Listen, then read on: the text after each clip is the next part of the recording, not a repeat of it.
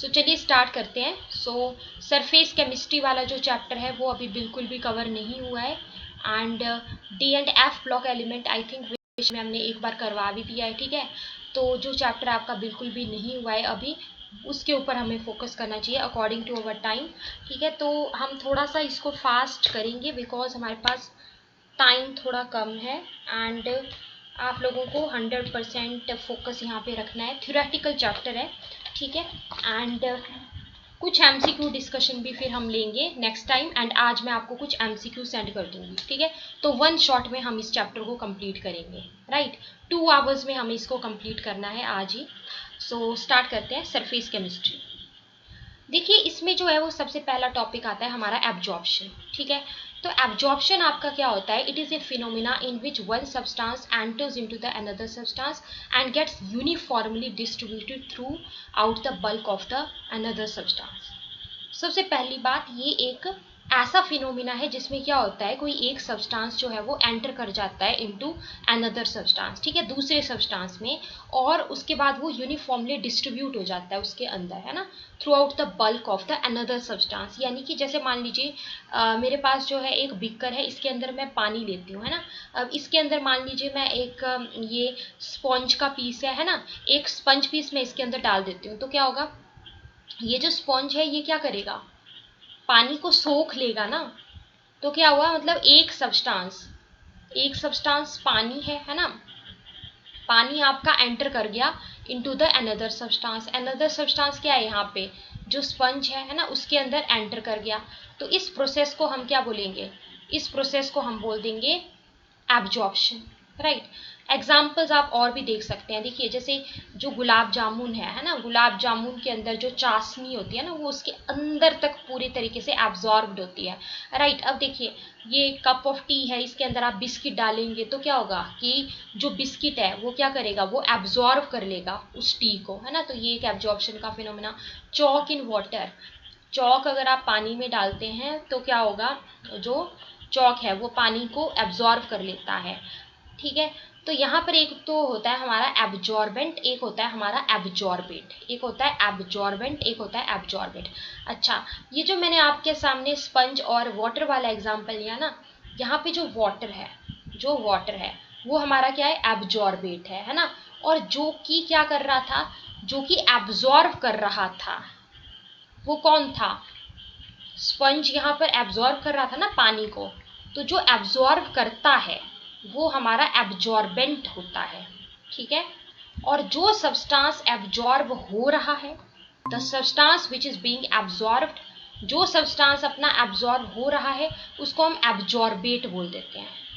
तो ये थोड़ा सा पता होना चाहिए। अब देखते हैं एडजॉर्प्शन। एडजॉर्प्शन क्या होता है?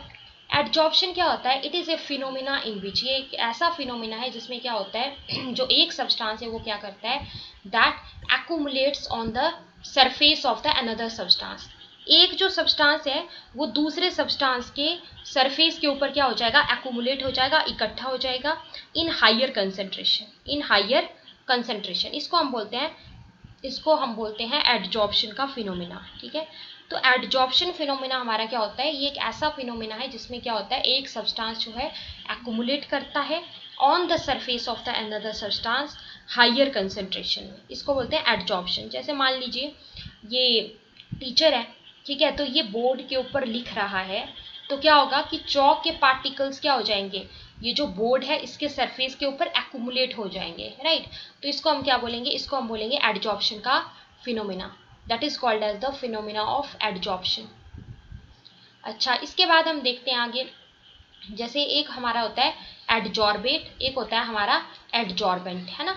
तो इसमें अगर मैं देखूंगी ना, तो मेरा जो बोर्ड है इस वाले एग्जांपल में, बोर्ड मेरा एडजॉर्बेंट है, तो मतलब सब्सटेंस जो कि एडजॉर्ब करेगा उसको हम क्या बोलेंगे, एडजॉर्बेंट। और वो सब्सटेंस जो कि एडजॉर्ब हो रहा है, यानी कि सरफेस के ऊपर जो सब्सटेंस एक्यूमुलेट हो रहा है, वो हमारा क्या होगा, वो हमारा होगा एडजॉर्बेट। तो इस एग्जांपल में हमारा जो चॉक था वो क्या था, that was your adsorbate. I hope this is clear, ठीक है। अच्छा, नेक्स्ट आता है हमारा रीजन क्या होता है एडजॉर्प्शन के लिए। क्यों एडजॉर्प्शन होती है, मतलब क्यों सब्सटेंस एक्यूमुलेट होता है सरफेस के ऊपर? In order to balance the unbalanced force, in order to balance the unbalanced forces of the surface molecule. ये आपका रीजन है एडजॉर्प्शन का। अच्छा, इसके बाद देखते हैं एक डिफरेंस फॉर्म में, यहाँ से थ्योरेटिकल क्वेश्चंस बन सकते हैं, तो जल्दी जल्दी से डिफरेंस देख लेंगे। सबसे पहले एब्जॉर्प्शन में अगर हम बात करें तो बल्क फिनोमेना है ना, लेकिन ये सरफेस के ऊपर ही होता है। ये क्या है अपना? सरफेस फिनोमेना है। एब्जॉर्प्शन में जो डिस्ट्रीब्यूशन है वो यूनिफॉर्म डिस्ट्रीब्यूशन होगी।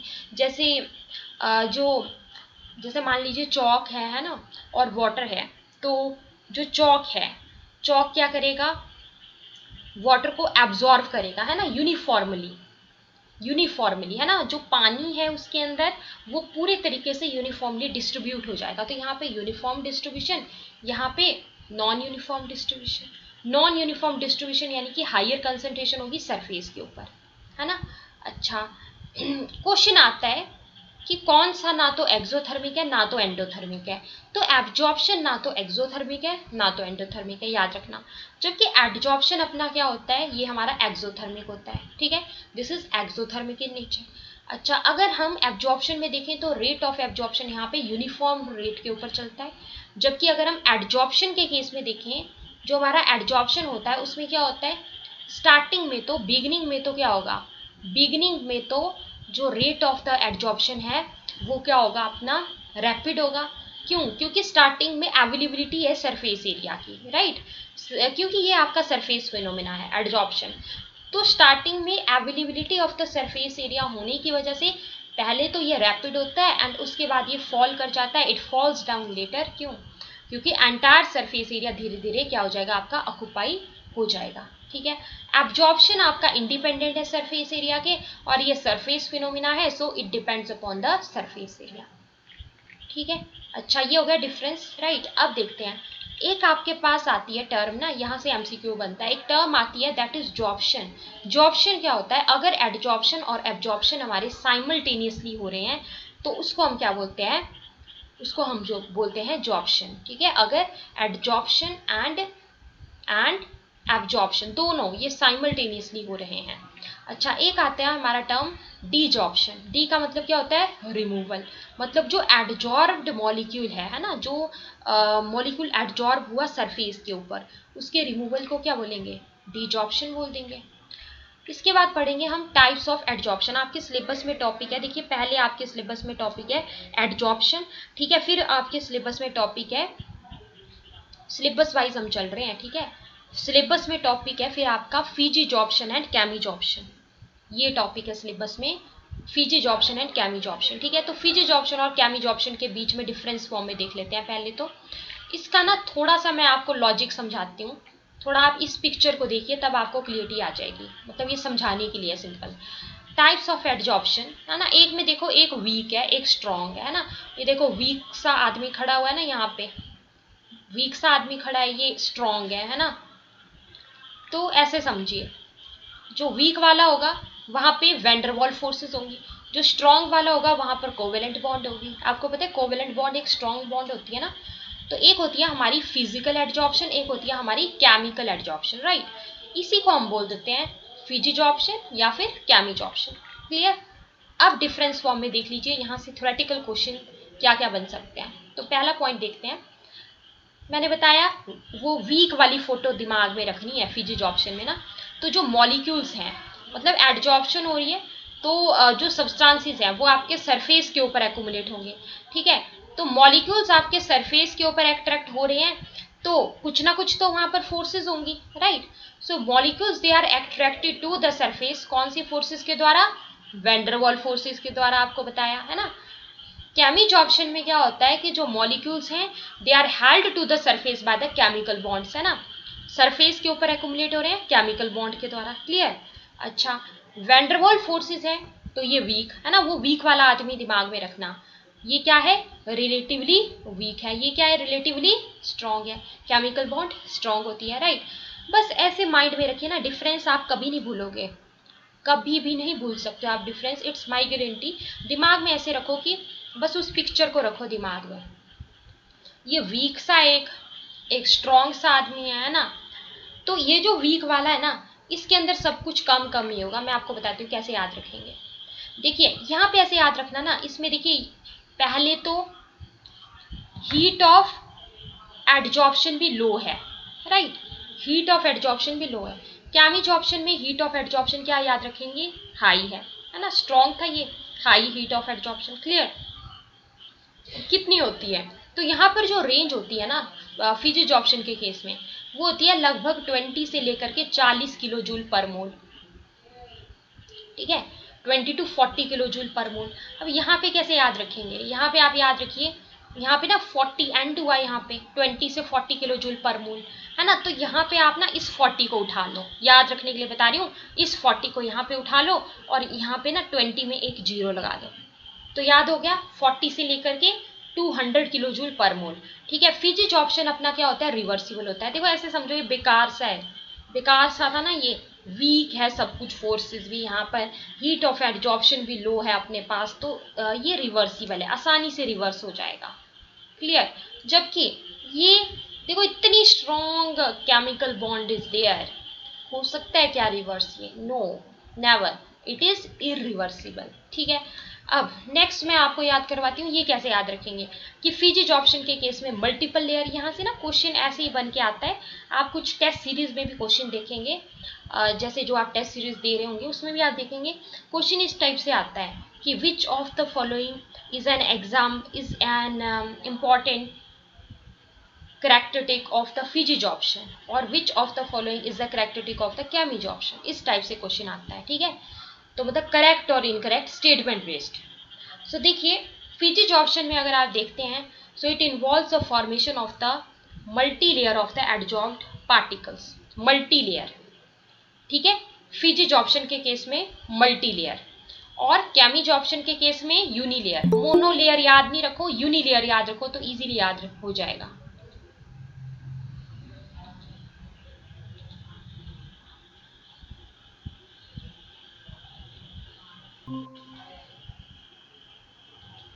यहां पे आप याद रखिए यूनिलेयर, ठीक है, यहां पे यूनिलेयर याद रखिए। So chemisorption it involves the formation of the unilayer of adsorbed particle, तो मतलब ये मैं इसीलिए आपको बता रही हूँ, यहाँ पे ना आप यूसी से याद करिए, यूसी जैसे बोलते हैं ना यूसी ब्राउजर, तो यूसी से याद करिए, यू से यूनिलेयर, सी से कैमिजॉर्प्शन, यू से यूनिलेयर, सी से कैमिजॉर्प्शन, ठीक है, याद हो गया। यूसी से कैमिजॉर्प्शन के केस में कोई कंफ्यूजन नहीं होगा, स्टेटमेंट बेस्ड क्वेश्चन में यूसी याद रखना है, simple, UC browser. So you से यूनिलेयर, सी से कैमिजॉर्प्शन, राइट। फिजिजॉर्प्शन के केस में मल्टी लेयर है ना, इसके लिए ट्रिक क्या है, MP, Madhya Pradesh, M for multilayer, P for physisorption. आगे चलिए, physisorption it is not specific in nature, मैंने आपको बताया, ऐसे याद रखिए कि ये बेकार सा है ना, बेकार चीज क्या स्पेसिफिक हो सकती है, नहीं हो सकती है, नॉट स्पेसिफिक इन नेचर। अच्छा, ये हमारा स्पेसिफिक है, अब it is specific in nature, ठीक है। क्यों है specific, it occurs only when there is a tendency to form a chemical bond between the adsorbate and adsorbent particles। अगर आपका एडजॉर्बेट और एडजॉर्बेंट जो था, जो अभी हमने बात की, अगर उनके बीच में किसी प्रकार से केमिकल बॉन्ड अगर बन सकती है ना, अगर टेंडेंसी है कि इन दोनों के बीच में केमिकल बॉन्ड बन सकती है, सिर्फ तभी आपका जो है कैमिजॉर्प्शन होगा। लेकिन फिजिजॉर्प्शन आपका किसी भी इंस्टेंसेस में हो सकता है ना, ये स्पेसिफिक नहीं है। अच्छा, बाकी मैंने आपको बताया कि ऐसे याद रखिए कि फिजिजॉर्प्शन में सब कुछ वीक था, हीट ऑफ एडजॉर्प्शन भी यहाँ पे लो है, रिवर्स भी आसानी से हो जाता है ना, रिवर्स भी ये इजीली हो जाता है, टेम्परेचर भी यहाँ पर लो होगा ना, हीट ऑफ एडजॉर्प्शन भी लो था, टेम्परेचर भी क्या होगा, लो होगा। So it occurs appreciably at the low temperature, right, low. देखो ये आपको याद हो गया, हीट ऑफ एडजॉर्प्शन लो यहाँ पे है ना, और टेम्परेचर भी क्या यहाँ पे low. Chemisorption it occurs at all the temperatures, it occurs at all the temperatures, ठीक है। अब मैं आपको एक मेन बात बताती हूँ, फिजिजॉर्प्शन में अगर हम देखते हैं, सो जो एक्सटेंट ऑफ एडजॉर्प्शन होता है वो डिक्रीज करता है as the temperature of the surface is raised, ठीक है, जैसे जैसे टेम्परेचर को जो है वो बढ़ाएंगे, एक्सटेंट ऑफ एडजॉर्प्शन जो है आपका क्या करेगा, डिक्रीज कर जाएगा, घट जाएगा। ठीक है, राइट। अगर टेम्परेचर को आप बढ़ा रहे हैं तो एक्सटेंट ऑफ एडजॉर्प्शन क्या करेगा, डिक्रीज कर जाएगा। ठीक है, क्योंकि ये हमारा क्या होता है, लो टेम्परेचर के ऊपर, मतलब ये एप्रिशिएबल है लो के ऊपर। तो अगर आप टेम्परेचर को बढ़ाओगे तो एक्सटेंट ऑफ एडजॉर्प्शन क्या करेगा अपने पास, डिक्रीज, है ना। अच्छा, ये होता है कैमीजॉर्प्शन होता है, it occurs at all the temperatures, but extent of adsorption increases with rise in temperature. ठीक है, उल्टा है यहाँ पर, अगर टेम्परेचर को बढ़ाओगे, अगर टेम्परेचर को बढ़ाते हो तो एक्सटेंट ऑफ एडजॉर्प्शन जो है जनरली यहाँ पर इंक्रीज कर जाता है। ठीक है, जबकि यहाँ पर अगर टेम्परेचर को रेज करते थे तो एक्सटेंट ऑफ एडजॉर्प्शन हमारा क्या हो रहा था, डिक्रीज हो रहा था। सो ये आपका टॉपिक कंप्लीट हो गया आपके सिलेबस से, मैंने याद भी आपको करवा दिया सारा। आई होप आपको यहाँ पे कोई दिक्कत नहीं होगी। अगर स्टेटमेंट बेस्ड क्वेश्चन आ जाता है तो आप कर पाएंगे, यहाँ से स्टेटमेंट बेस्ड क्वेश्चन ही बनता है यहाँ से, जस्ट थ्योरेटिकल, राइट। नेक्स्ट चलिए आगे, जैसे कुछ एग्जाम्पल्स हैं, फिजिजॉर्प्शन के कुछ एग्जाम्पल्स हैं, क्या क्या है, adsorption of various gases on charcoal, तो ये फिजिजॉर्प्शन का, फिजिकल एडजॉर्प्शन का एग्जाम्पल है। ठीक है, इसके अलावा एडजॉर्प्शन ऑफ एसिटिक एसिड या फिर ऑक्जेलिक एसिड, या फिर oxalic acid in solution bye charcoal, तो ये दोनों हमारे पास एग्जाम्पल्स आ जाते हैं हमारे फिजिजॉर्प्शन के। अच्छा, कैमिजॉर्प्शन के एग्जाम्पल देखिए, ऑक्सीजन, ऑक्सीजन अगर आपकी एडजॉर्ब हो रही है किसके ऊपर, सिल्वर के ऊपर, गोल्ड के ऊपर या प्लेटिनम के ऊपर, सिल्वर, गोल्ड और प्लेटिनम के ऊपर। ठीक है, तो ये हमारा क्या होता है, ये हमारा कैमिजॉर्प्शन का एग्जाम्पल है। ठीक है, अगर आपका H2 जो है एडजॉर्ब हो रही है ऑन निकल, तो ये भी हमारा क्या है, कैमिजॉर्प्शन का एग्जाम्पल है। ठीक है, H2 ऑन निकल, तो ये भी हमारा किसका एग्जाम्पल है, कैमिजॉर्प्शन का एग्जाम्पल है। आई होप आपको क्लियर हो रहा होगा। नेक्स्ट हम पढ़ेंगे फैक्टर्स, ऐसे आपके सिलेबस में टॉपिक है फैक्टर्स अफेक्टिंग एडजॉर्प्शन, एक आपके सिलेबस में टॉपिक था फिजिजॉर्प्शन एंड कैमिजॉर्प्शन। ठीक है, जिसको हम अच्छे से कर चुके हैं। अब आपके सिलेबस में टॉपिक है कौन कौन से फैक्टर्स हैं जो कि एडजॉर्प्शन को अफेक्ट करते हैं। सो देखते हैं, सबसे पहला factor nature of the adsorbent, दूसरा factor nature of the adsorbate, तीसरा फैक्टर प्रेशर, नेक्स्ट टेम्परेचर। ये कुछ फैक्टर्स हैं, ठीक है, जो कि आपके एडजॉर्प्शन के फिनोमिना को अफेक्ट करते हैं। ठीक है, तो वन बाय वन सबके बारे में देखेंगे, करते तो हैं लेकिन करते कैसे हैं। तो पहला फैक्टर देखिए क्या आता है, नेचर ऑफ द एडजॉर्बेंट। ठीक है, आपको पहले ही मैंने बताया एडजॉर्प्शन क्या है अपना, सरफेस फिनोमिना है ना। तो ये हमारा डिपेंड करेगा on the surface area of the adsorbent. अच्छा, सरफेस एरिया अगर ज्यादा तो रेट ऑफ एडजॉर्प्शन भी क्या होगा, ज्यादा होगा, राइट, यही होगा। सो जैसे कि यहाँ पे देखिए ये वाला चीज जो है गलत है, ये सही है, ऐसा क्यों, finely divided substances are good adsorbents as they provide large surface area for a given mass। जो फाइनली डिवाइडेड सब्सटेंसेस होते हैं ना, वो ज्यादा बेहतर एडजॉर्बेंट होते हैं। क्यों होते हैं, यहाँ पर देखिए ये फाइनली डिवाइडेड फॉर्म में है ना, पहले वाला नहीं है। तो यहाँ पर क्या होगा, अगर फाइनली डिवाइडेड फॉर्म में है तो इससे क्या होगा, लार्जर सरफेस एरिया। तो अगर अपने पास सरफेस एरिया लार्जर हो गया तो इससे क्या होगा, रेट ऑफ एडजॉर्प्शन क्या करेगा अपना, क्या करेगा, इंक्रीज करेगा। तो यहां तक कंप्लीट कर लीजिए, इसको ये नोट कर लीजिए ये पॉइंट, देन आगे चलते हैं। नेक्स्ट जो है हमारा आता है, नेक्स्ट फैक्टर हम देखते हैं ना। फर्स्ट फैक्टर आई होप आपको क्लियर हो गया होगा, आपको बताया सरफेस एरिया जो है रेट ऑफ एडजॉर्प्शन के डायरेक्टली प्रोपोर्शनल है। नेक्स्ट जो है हमारा आता है नेचर ऑफ द एडजॉर्बेट, है ना। देखो यहाँ पे हम पढ़ क्या रहे हैं, फैक्टर्स अफेक्टिंग एडजॉर्प्शन। ठीक है, factors affecting adsorption of gases on solids, जो कि आपके सिलेबस में टॉपिक है, ऑफ गैसेज ऑन सॉलिड्स। मतलब आपका जो गैस है ना वो एडजॉर्ब होगा, वो एक्यूमुलेट होगा, है ना। एडजॉर्प्शन की डेफिनेशन पहले ही आपको बता दी थी। एक्यूमुलेशन जो होता है किसी एक सब्सटेंस का किसी दूसरे के ऊपर, है ना, उसको क्या बोलते हैं हम, एडजॉर्प्शन बोल देते हैं। क्लियर।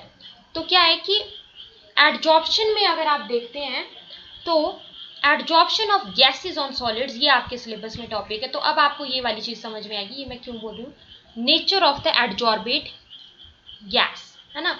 अब एक बार नजर मार लेते हैं, मैंने अभी आपको एडजॉर्बेट एंड एडजॉर्बेंट के बारे में भी थोड़ा सा बताया था ना, वो देख लीजिए एक बार।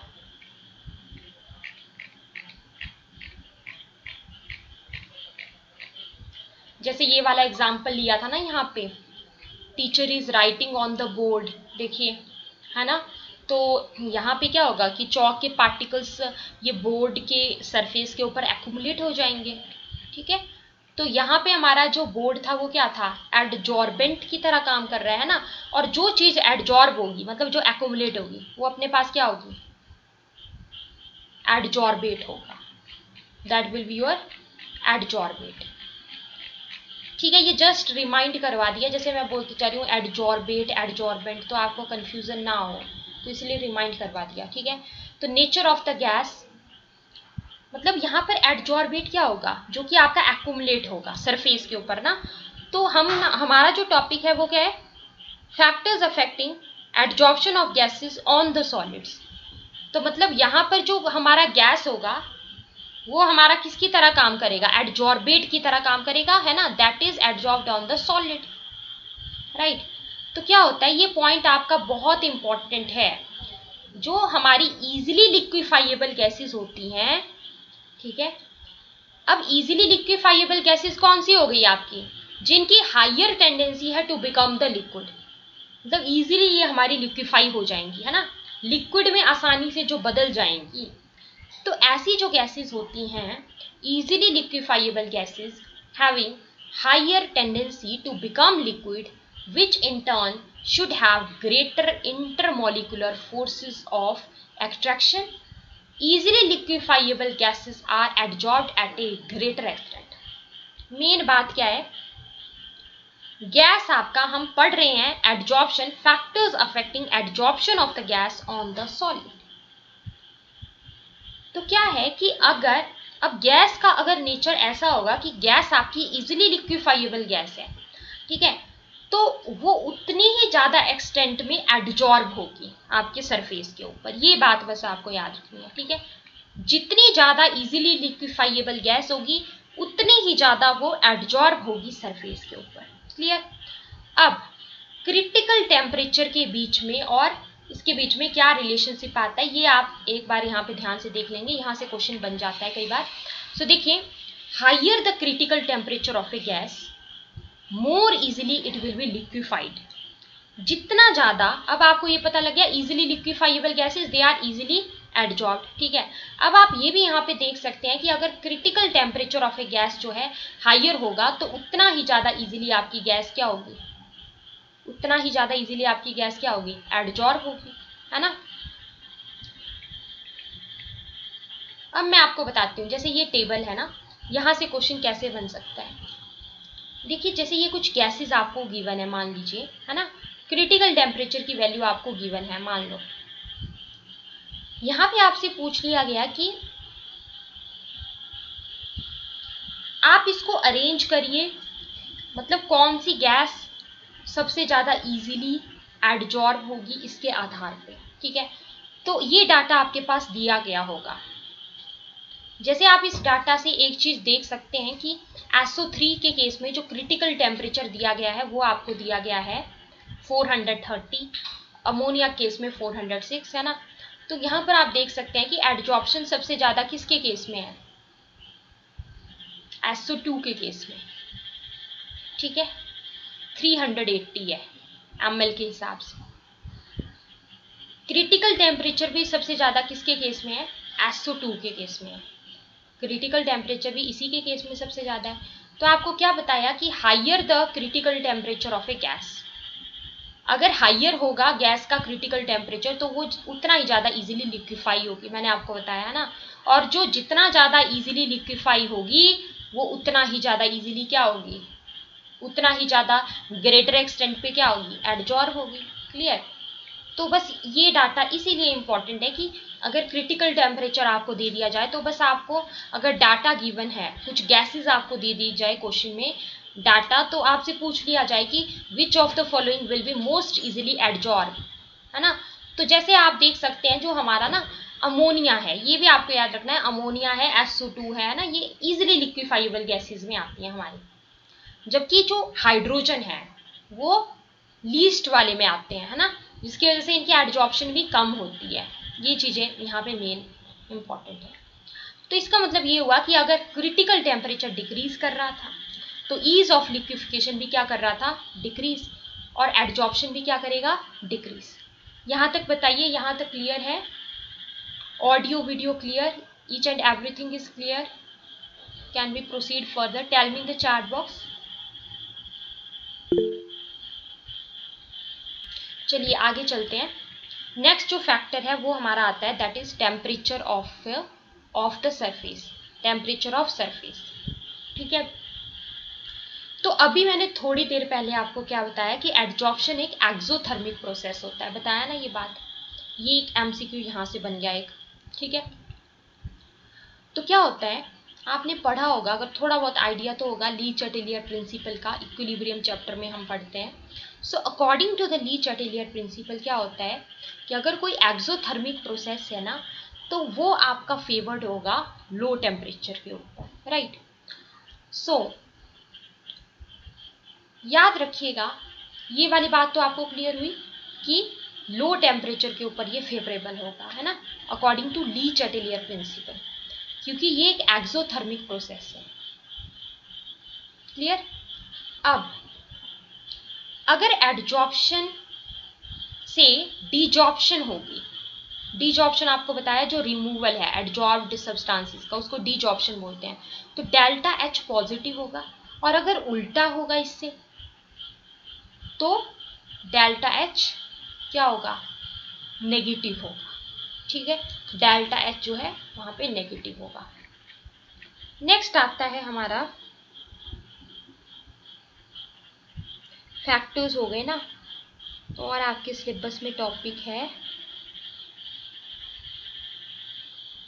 कैटेलिसिस वाला टॉपिक है एक आपके सिलेबस में, कैटेलिसिस, होमोजेनस एंड हिड्रोजेनस, उसके बारे में बात कर लेते हैं।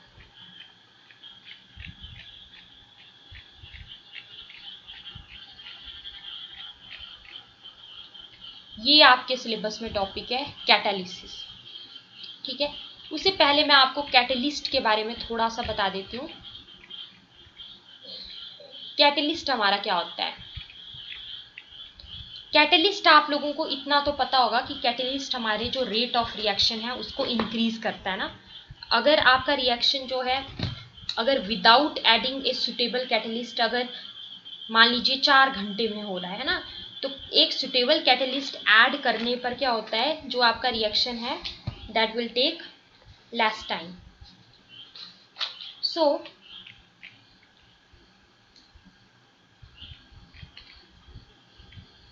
जैसे मान लीजिए ये रिएक्शन है, KClO3 हीट की प्रेजेंस में अगर आपको मिल रहा है KCl + O2, ये जो रिएक्शन है नॉर्मली ये रिएक्शन लेता है 4 घंटे का टाइम।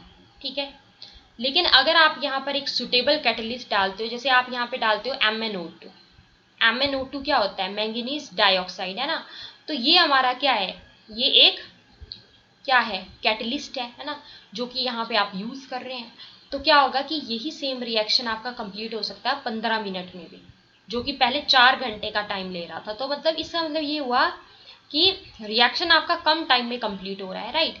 और सबसे मेन बात कैटेलिस्ट के बारे में क्वेश्चन आते हैं यहाँ से, आपके केमिकल रिएक्शन के दौरान जो कैटेलिस्ट होता है दैट इज नॉट कंज्यूम्ड। ऐसा नहीं है कि आपका कैटेलिस्ट जो है वो कंज्यूम हो जाएगा, खर्च हो जाएगा। ठीक है, that is not consumed, it only increases the rate of A reaction. So what do you call the phenomena of increasing the rate of the reaction with the help of a catalyst? We call it as the catalysis. क्या बोलेंगे? Catalysis बोल देंगे. अच्छा, अब catalysis आपके syllabus का topic था, हम कंप्लीट कर चुके हैं, राइट. अब हम यहाँ पे पढ़ेंगे एक जैसे टॉपिक आता है ना, that is the homogeneous catalyst और हिट्रोजेनस कैटलिस्ट. इसके बारे में थोड़ा सा देख लेते हैं. देखिए, होमो का मतलब सबको पता है क्या होता है, सेम. हिट्रो का मतलब हम सबको पता है क्या होता है, डिफरेंट. तो एक ऐसा catalyst which exist in the same phase as the reactants, then it is called as the homogeneous catalyst. ऐसा कैटलिस्ट जो कि सेम फेज में है, जिस फेज में रिएक्टेंट्स हैं, तो उसको क्या बोलेंगे, होमोजेनस कैटलिस्ट. उससे उल्टा हिट्रोजेनस कैटलिस्ट. हिट्रोजेनस कैटलिस्ट क्या होता है अपने पास, एक catalyst which does not exist in the same phase. एक ऐसा कैटलिस्ट जो कि एग्जिस्ट नहीं करता है in the same phase as that of the reactant, उसको क्या बोलेंगे हम, हिट्रोजेनस कैटलिस्ट. एग्जाम्पल देखिए, एग्जाम्पल्स आर, जैसे आप देख सकते हैं यहाँ पे, देखो यहाँ पे CH3COO2H5 ये अपना एक्वस स्टेट में है, वाटर आपका लिक्विड स्टेट में है, कैटलिस्ट यहाँ पर H पॉजिटिव डाल रहे हैं, ये भी एक्वस है. क्लियर? तो मतलब इसका जो फेज है और इसका सेम है, देख रहे हो ना. So they are all in the same phase, that is liquid phase में ही है ना सारे. जो ब्रैकेट के अंदर लिखा हुआ है ये स्टेट के बारे में बता रहा है इसकी. ठीक है, तो कैटलिस्ट भी अपना एक्वस में है, ये भी एक्वस में है, रिएक्टेंट सो लिक्विड फेज में ही है. तो ऐसे कैटलिस्ट को हम क्या बोलेंगे, होमोजेनस कैटलिसिस हम इसको बोल देते हैं. ठीक है, ऐसे कैटलिस्ट को होमोजेनस कैटलिस्ट बोल दिया और इस फिनोमिना को बोल दिया होमोजेनस कैटलिसिस. ठीक है, यहाँ पर जो कैटलिस्ट हम ले रहे हैं, the reaction is catalysed by an acid like HCl. HCl से ही ये H पॉजिटिव आया जो कि हम एक्वस में ले रहे हैं. रिएक्टेंट्स भी यहाँ पर एक्वस में था, तो ये हो गया होमोजेनस. ठीक है, क्लियर हो गया. यहाँ से क्वेश्चन बन जाएंगे ऐसे, विच of the following is the homogeneous catalysis. तो आपको ये स्टेट देखनी है जो ब्रैकेट के अंदर लिखी गई हो.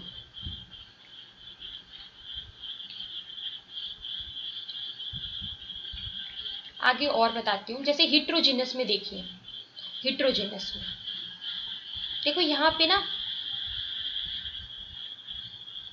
लास्ट लेक्चर में मैंने ये दोनों रिएक्शन बताए थे आपको. ये वाला कहाँ पे बताया था, कांटेक्ट प्रोसेस में. कांटेक्ट प्रोसेस किसकी मैन्युफैक्चरिंग के लिए था, H2SO4 की मैन्युफैक्चरिंग के लिए, है ना. उसमें ये स्टेप्स थे, तो उसमें एक स्टेप था SO2 SO3 में बदलता है, एक स्टेप ये था. ठीक है, यहाँ पर कैटलिस्ट के तौर पे क्या यूज होता है, V2O5. V2O5 क्या होता है, वेनेडियम पेंटॉक्साइड. Vanadium pentoxide. तो आप यहाँ पर क्लियरली देख सकते हैं कि आपका SO2 और O2 क्या है, यहाँ पर गैस है, लेकिन वेनेडियम पेंटॉक्साइड आप ब्रैकेट के अंदर देखिए क्या लिखा है, S. तो वेनेडियम पेंटॉक्साइड अपना क्या है, सॉलिड है. क्लियर? तो ये कैसा कैटालिसिस हुआ, डिफरेंट फेज में हो गए. कैसा कैटालिसिस हुआ, हिट्रोजेनस. अच्छा, ये प्रोसेस भी बताया था ना आपको, हैबर्स प्रोसेस बोलते हैं इसको, हैबर्स प्रोसेस. किसकी प्रोडक्शन के लिए होता है ये, अमोनिया के लिए. ठीक है, कैटलिस्ट के तौर पे क्या चीज यूज होती है यहाँ पर, आयरन. ठीक है, अब आप देख सकते हैं आयरन आपका यहाँ पर क्या है, सॉलिड स्टेट में है. ठीक है, ये गैसेस में है, ये गैसेस में है. तो कैसा कैटालिसिस हुआ, रिएक्टेंट और catalyst they are in the different phase, so this is heterogeneous catalysis. अब एक डिफरेंस फॉर्म में देख लीजिए इनके बारे में. होमोजेनस कैटालिसिस में क्या है, catalyst and reactant single phase में है. हिट्रो में catalyst and reactant they are in the different phase. अच्छा, होमोजेनस में क्या है, reaction occurs in the liquid phase और गैस फेज. जबकि हिट्रोजेनस में क्या होता है, reaction does not occur in the gas और liquid phase but occurs on the surface of the solid catalyst, but occurs on the surface of the solid catalyst। ठीक है, homogeneous के case में अगर हम देखें तो ये आपका डिपेंड नहीं करता है सरफेस एरिया ऑफ कैटलिस्ट के ऊपर। हेट्रोजेनस में देखें तो मैंने बताया it occurs on the surface of the solid catalyst. तो इसका मतलब क्या हुआ कि ये अपना डिपेंड करता है किसके ऊपर, सरफेस एरिया ऑफ कैटलिस्ट के ऊपर। It is proportional to the surface area of catalyst. Next देखिए होमोजेनस में,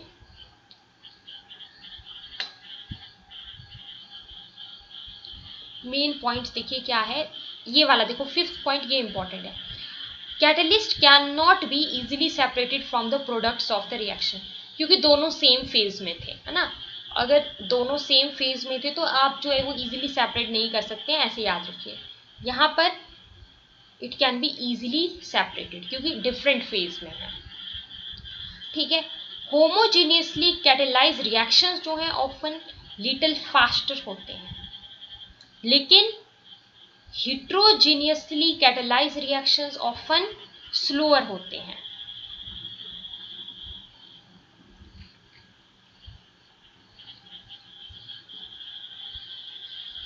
हो गया, ये आपके सिलेबस का टॉपिक है, होमोजीनस एंड हेट्रोजीनस कैटलिस्ट, ये हमने कवर कर लिया है। अब थोड़ा बहुत यहाँ पे कैटलिस्ट के मैं आपको कैरेक्टरिस्टिक्स बता देती हूँ, इंपॉर्टेंट जो है। एक तो है कि कैटलिस्ट आपका रीजनरेट हो जाता है, ठीक है, कैटलिस्ट कैन बी रीजनरेटेड। दूसरा याद रखना इंपॉर्टेंट, कैटलिस्ट जो है आपका, जैसे ये रिएक्शन देखिए फॉरवर्ड की तरफ को है ना, ये रिएक्शन आपका बैकवर्ड की तरफ को है। तो जो हमारा कैटलिस्ट होता है वो इंक्रीज करता है both forward and backward reaction के रेट को। ठीक है, catalyst does not shift the equilibrium but helps to attain the equilibrium quickly. Very important, equilibrium के ऊपर क्या होता है, rate of forward reaction is equal to rate of backward reaction.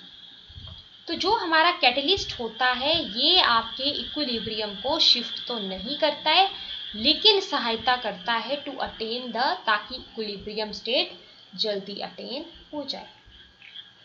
Question आ सकता है, catalyst increases the rate of, option दे देंगे forward reaction, backward reaction, both.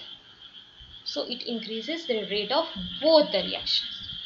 Okay, next question, next point, an extremely small amount of catalyst causes considerable increase in the rate of reaction। ऐसा नहीं है कि आपको बहुत ज़्यादा लार्ज अमाउंट में कैटलिस्ट चाहिए होता है ना, अगर आप जो है वो स्मॉल अमाउंट में भी कैटलिस्ट जो है वो लेते हैं तो वो भी काफ़ी ज़्यादा हद तक रेट ऑफ रिएक्शन को इंक्रीज करता है।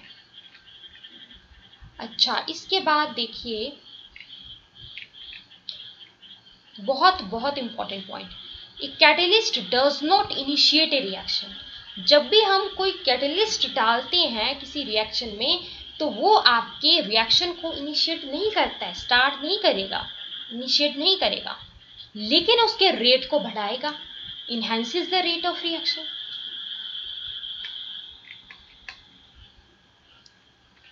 आप लोगों को पता होगा कि जो एंजाइम्स होते हैं ना, हमारे बायोकेमिस्ट्री में हम पढ़ते हैं, एंजाइम्स हमारे बायो कैटलिस्ट की तरह काम करते हैं, एंजाइम्स हमारे बायो कैटलिस्ट की तरह काम करते हैं।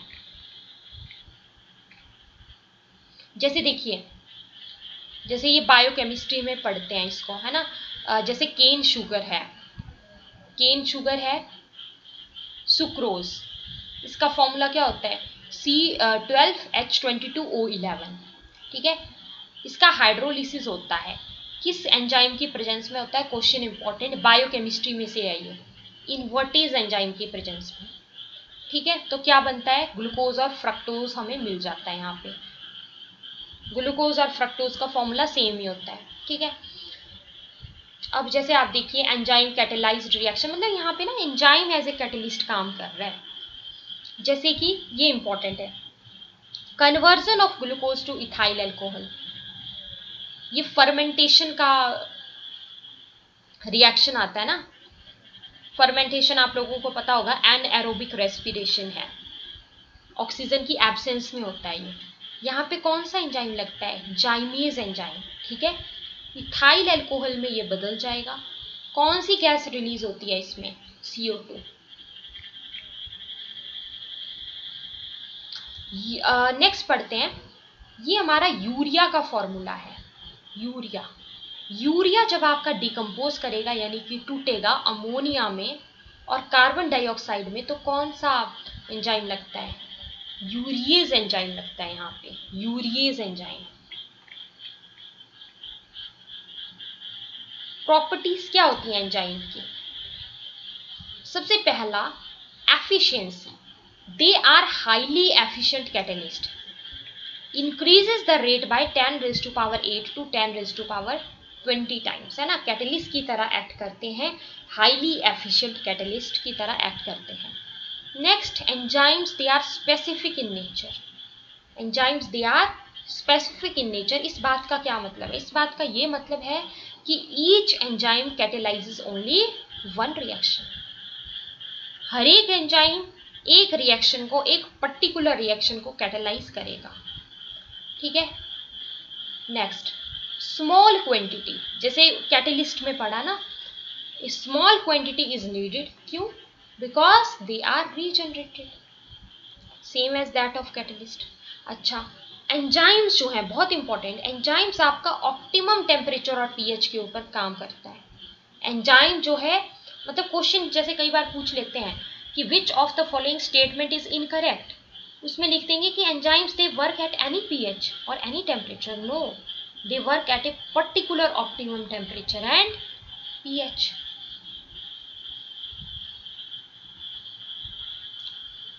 सो एंजाइम के बारे में भी हमने पढ़ लिया, एंजाइम वाला था एक आपका टॉपिक ना। अब देखते हैं मैकेनिज्म ऑफ एंजाइम कैटेलिसिस। देखो, एक आपका एंजाइम होता है, एक आपका एंजाइम है, ठीक है, एक सबस्ट्रेट है। एंजाइम और सबस्ट्रेट आपस में मिलेंगे तो क्या कॉम्प्लेक्स बनेगा? एंजाइम सबस्ट्रेट कॉम्प्लेक्स बन जाएगा, ठीक है। एंजाइम सबस्ट्रेट कॉम्प्लेक्स आगे जाके क्या देगा आपको? एंजाइम और अल्टीमेटली प्रोडक्ट्स।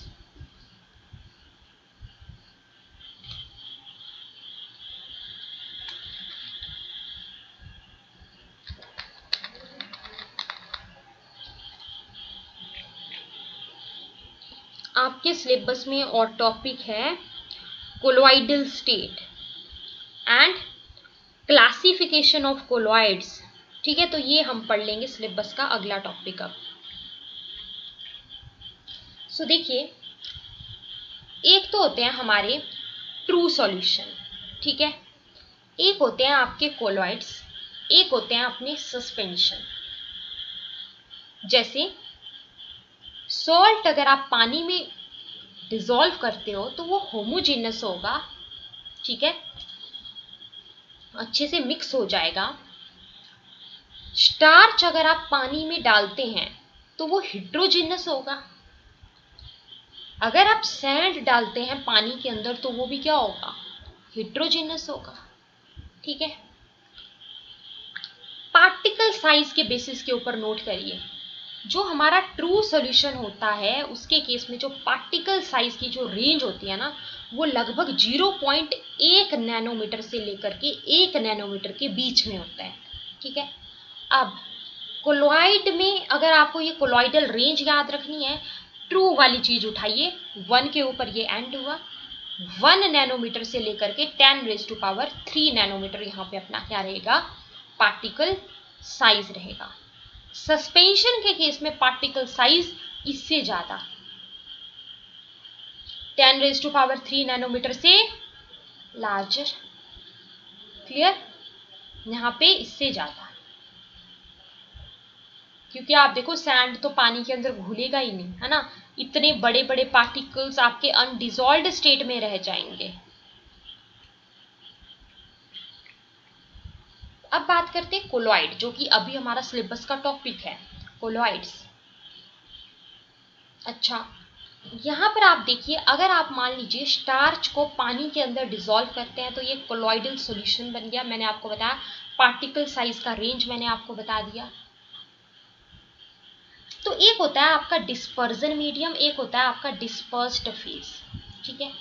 एक होता है आपका डिस्पर्जन मीडियम। आप इस बात को ऐसे समझिए ना, जैसे सॉल्यूट और सॉल्वेंट होता है ना, कुछ वैसे ही आप इनको भी समझ लीजिए कि जो मीडियम है वो आपका सॉल्वेंट की तरह बिहेव कर रहा है ना। तो यहाँ पर ये जो पानी होगा ये आपका क्या होगा, सॉल्वेंट की तरह बिहेव कर रहा है, तो इसको आप मीडियम बोल देंगे, dispersion medium.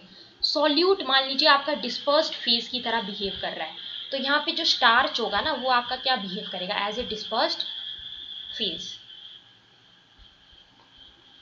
A substance is said to be in the colloidal state if it acquires a particle size ranging between 1 nanometre से लेकर के 10 raised to power 3 नैनोमीटर, जो मैंने अभी आपको बताया है ना।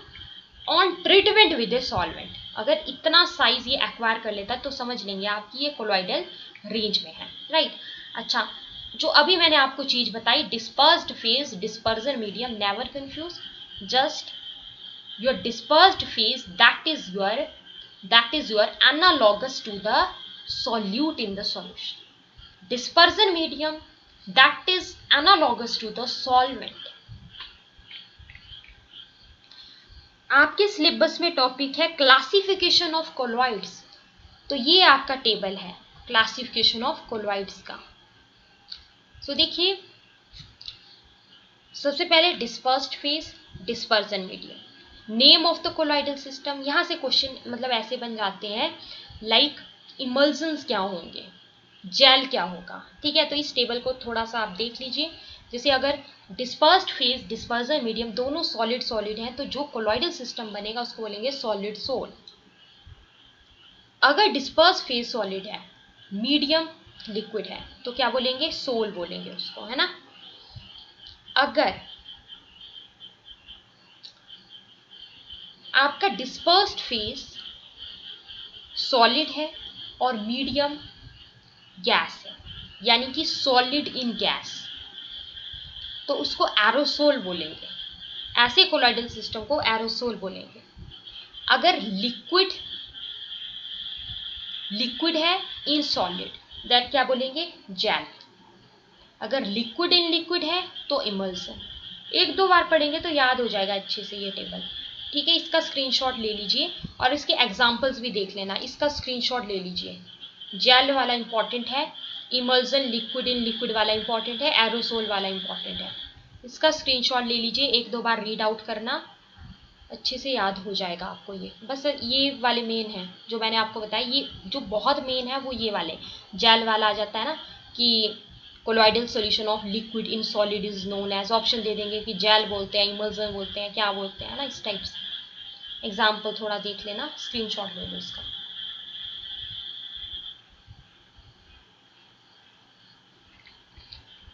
डन, आगे चलते हैं।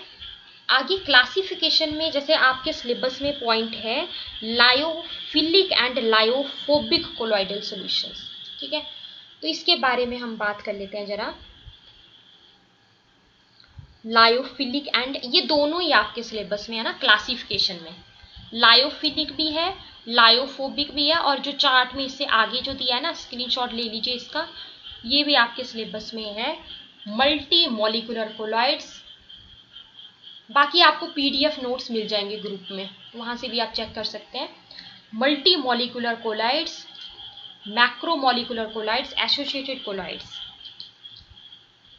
मल्टी मॉलिक्यूलर और मैक्रो मॉलिक्यूलर कोलॉइड्स आपके सिलेबस में है टॉपिक, ठीक है। तो देखते हैं सबसे पहले, based on the nature of the interaction between the, मतलब जो डिस्पर्स फेज डिस्पर्जन मीडियम है उनके बीच में इंट्रैक्शन किस तरीके की है, उसके आधार पे दो प्रकार के आते हैं हमारे। एक आते हैं लायोफिलिक सोल, एक आते हैं लायोफोबिक सोल, राइट। लायो का मतलब क्या होता है, लायो का मतलब लिक्विड, ठीक है। तो जो हमारे लिक्विड लविंग हुए, फिलिक मतलब लविंग, उनको बोलेंगे लायोफिलिक सोल, ठीक है। जो आपके लिक्विड हीटिंग हुए, रिपेलिंग हुए, उनको बोलेंगे lyophobic. On the basis of the type of the particles, जो पार्टिकल्स हैं आपके डिस्पर्स फेज के, है ना, वो पार्टिकल्स कैसे हैं, उसके आधार पे टाइप्स होते हैं, जैसे कि मल्टी मोलिकुलर कोलॉइड है ना, मैक्रो मोलिकुलर कोलॉइड, या फिर आपका आ जाता है एसोसिएटेड कोलॉइड्स। जैसे मल्टी नाम से ही पता लग रहा है, मल्टी क्या होता है, बहुत सारी चीजें। तो मतलब ऐसा कोलॉइड जो कि आपका बनेगा that is form by the aggregation of the small molecules. अगर बहुत सारे स्मॉल मॉलिक्यूल्स आपस में एग्रीगेट कर रहे हैं, मिल रहे हैं, तो उन स्मॉल मॉलिक्यूल्स के एग्रीगेशन की वजह से जो हमारा कोलॉइड बनता है उसको हम क्या बोलेंगे, that is called as your multimolecular colloid, right, that is called as multimolecular colloid. अब एक डिफरेंस फॉर्म में देख लेते हैं इनको, लायोफिलिक और लायोफोबिक को, ठीक है।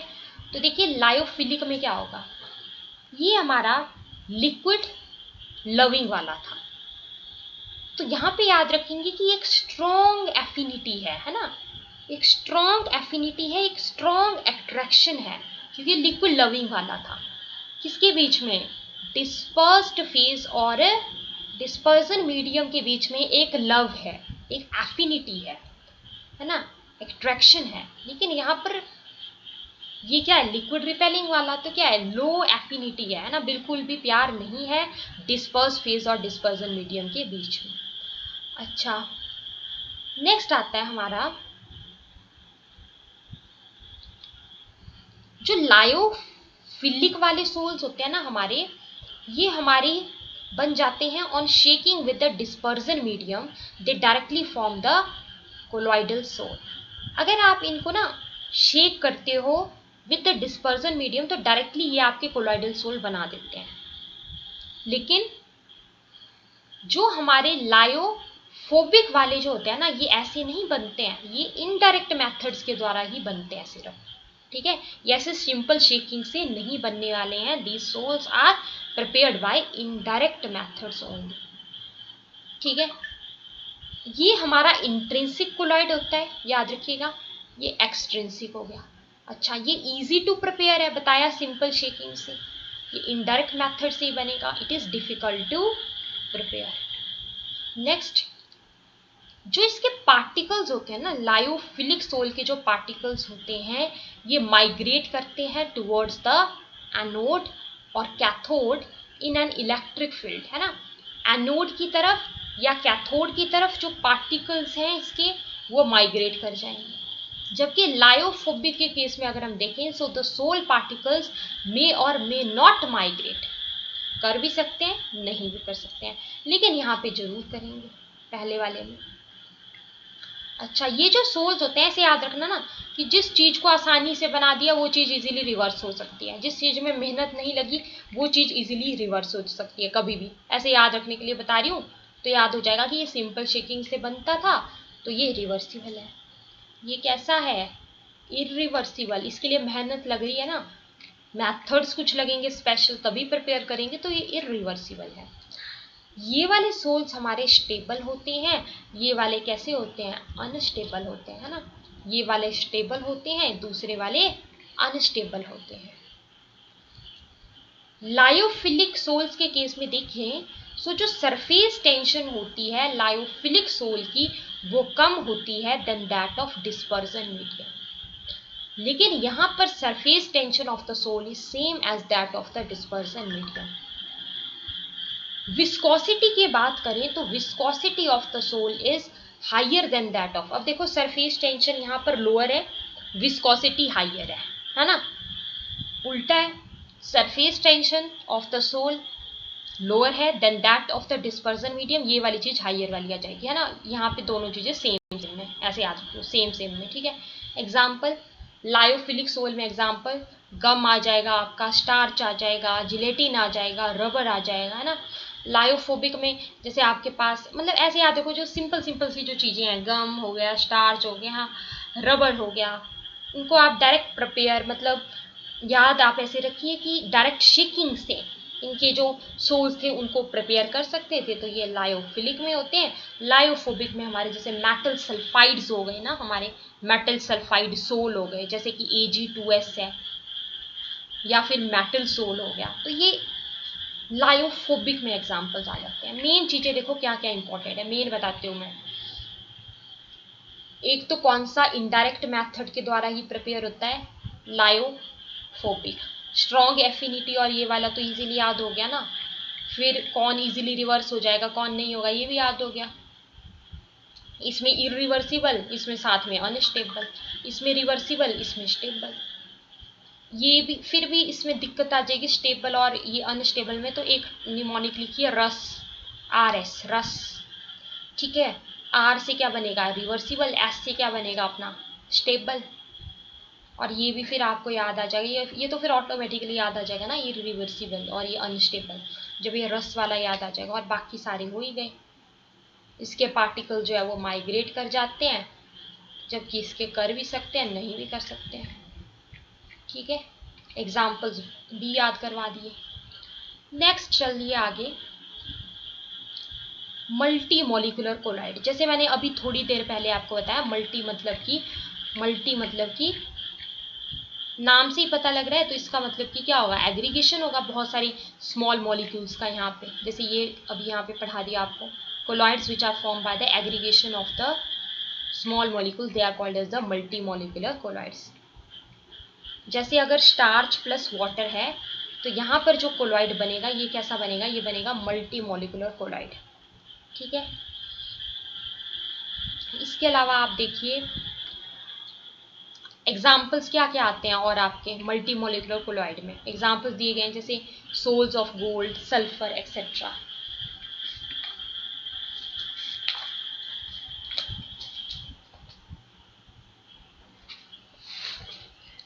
तो जो हमारा S8 हो गया है ना, और गोल्ड हो गया है ना, इनके जो सोल्स होते हैं ये हमारे क्या हो गए, मतलब ये एग्रीगेट्स हैं। They are form by the aggregation of the molecules. और S8 और गोल्ड का जो मैंने आपको बताया, ये हमारा एग्जाम्पल आ जाता है इसमें मल्टी मॉलिक्यूलर।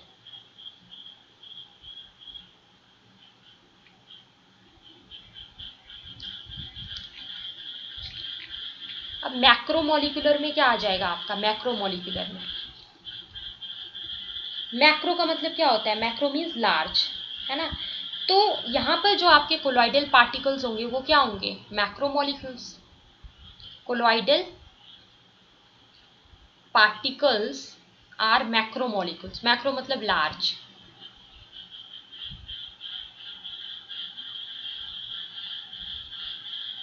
अब याद रखना ये चीजें, जैसे पॉलीमर्स हो गए ना आपके, पॉलीमर्स आपको पता है बहुत सारी मोनोमर यूनिट्स आपस में मिलती हैं, दो या दो से ज़्यादा, तो आपके पॉलीमर्स बनते हैं।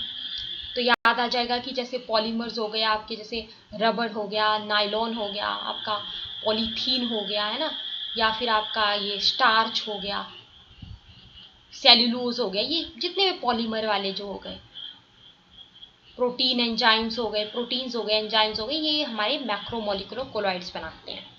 They form the starch, cellulose, protein, ये इसमें एग्जाम्पल आ जाएंगे।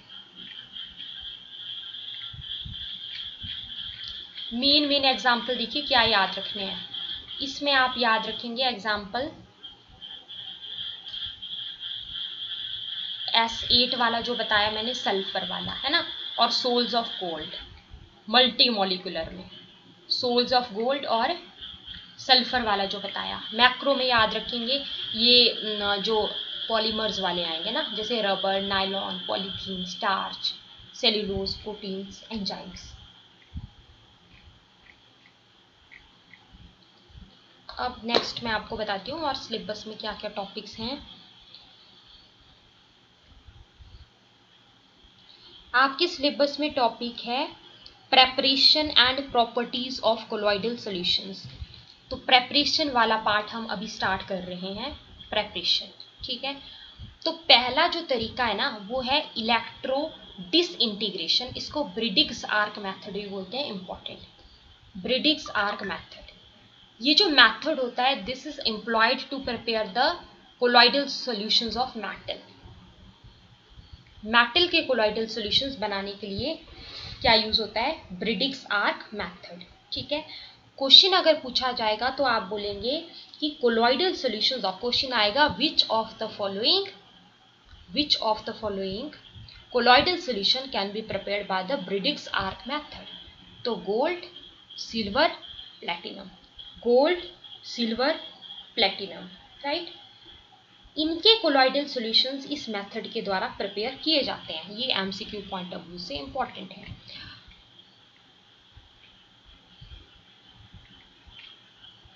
जैसे इसमें क्या किया जाता है, this method involves passing of electric current arc through the electrodes made up of the desired metal. जैसे आप देख लो थोड़ा यहाँ पे, जैसे इलेक्ट्रोड्स आपको बताए गए हैं, है ना, इस तरीके से सेटअप होगा। और गोल्ड, सिल्वर, प्लेटिनम, वो वाली बात याद रखनी है यहाँ पे आपको। नेक्स्ट मेथड क्या आता है हमारा, नेक्स्ट आता है पेप्टाइजेशन। इसकी डेफिनेशन देख लीजिए सबसे पहले। It is the process of converting A, direct MCQ, process of converting a freshly prepared precipitate into the colloidal solutions by shaking with the suitable electrolyte, that is called as, है ना। तो ये definition क्या है, ये process of converting a freshly prepared substance into the colloidal particles। कैसे shake करेंगे with suitable electrolyte। examples FeOH thrice precipitate with FeCl3 solution, या फिर AgIPPT with AgNO3 solution। सो ये इसमें एग्जाम्पल्स आ जाते हैं। अब हमारे पास केमिकल मेथड्स भी हो सकते हैं कोलॉइडल सॉल्यूशन की प्रेपरेशन के लिए ना, केमिकल मेथड्स भी हो सकते हैं। जैसे कि क्या क्या हो सकता है आपका, जैसे बाय डबल डीकम्पोजिशन, है ना। यहाँ पर आप देख सकते हैं जैसे आपका ये बन रहा है ना, AS2S3, ये कोलॉइडल सोल बन गया। मतलब ये सिंपल रिएक्शन ही हो रहे हैं। जैसे यहाँ पे रिडक्शन रिएक्शन हो रहा है तो गोल्ड सोल बन रहा है ना, ऑक्सीडेशन हो रहा है। तो इस तरीके से तो ये केमिकल मेथड्स हैं कुछ, जैसे हाइड्रोलिसिस के द्वारा कर सकते हैं।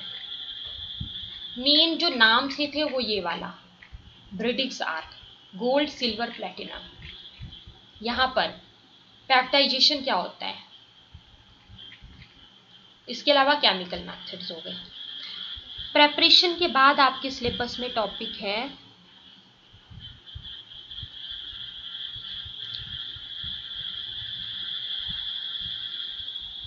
टिंडल इफेक्ट भी है, ब्राउनियन मूवमेंट भी है। छोटे छोटे टॉपिक है, कंप्लीट करके ही जाएंगे आज ही इसको। इलेक्ट्रोफोरेसिस, कोएगुलेशन, इमल्सन, ठीक है, ये छोटे छोटे टॉपिक है, ये मैं आपको बता देती हूँ। पहले आप देख लीजिए, अगर यहाँ से डायरेक्ट क्वेश्चन आ जाता है प्यूरिफिकेशन ऑफ कोलॉइड्स के क्या मेथड्स हैं, है ना। तो क्या क्या मेथड्स हैं, मतलब आपको क्या करना है, जो कोलॉइडल सॉल्यूशन है उसको जब प्यूरिफिकेशन करेंगे तो आपको प्योर कोलॉइडल सॉल्यूशन मिल जाएगा, और जो एक्सेस ऑफ इलेक्ट्रोलाइट ऐड किया था वो अलग हो जाएगा। ठीक है, प्यूरिफिकेशन के तरीके क्या क्या हैं, dialysis, electrodialysis, ultrafiltration. Dialysis, electrodialysis, ultrafiltration. इसमें जो इलेक्ट्रोडायलिसिस है ना, ये वेरी फास्ट मेथड है। ठीक है, वेरी फास्ट मेथड है। इलेक्ट्रिक यहाँ पर यूज जो है वो किसका करते हैं, इलेक्ट्रिक फील्ड की प्रेजेंस में होगा ना, ये इलेक्ट्रिक फील्ड की प्रेजेंस में, ये बहुत फास्ट मेथड है। ये वाले देखो, ये आता है आपका ना, ये प्रॉपर्टीज हैं आपकी, properties of the colloidal solution, properties of the colloidal solution, इसी में आते हैं ये। जैसे आपके सिलेबस में टॉपिक है ना properties of the colloidal solution करके, तो उसमें ना टिंडल इफेक्ट भी आता है, और अलग से आपके सिलेबस में स्पेसिफाई है टॉपिक, तो ये हम देख लेंगे। Properties of the colloidal solution, सबसे पहले आता है हमारा टिंडल इफेक्ट। टिंडल इफेक्ट क्या होता है, ये देखो, ये ट्रू सॉल्यूशन है, समझिए इस बात को। ये टॉर्च से मान लीजिए लाइट यहाँ पे मार रहे हैं, तो क्या हो रहा है, पाथ ऑफ लाइट विजिबल नहीं है, देख रहे हो, नहीं है ना विजिबल। नेक्स्ट डायग्राम में देखिए, नेक्स्ट डायग्राम में चेक कीजिए, सेम वैसा ही सेटअप है। ठीक है, path of light becomes visible. ठीक है, path of light become visible here. तो जो हमारा टिंडल इफेक्ट होता है वो क्या होता है, that is scattering of light by the colloidal particles, scattering of light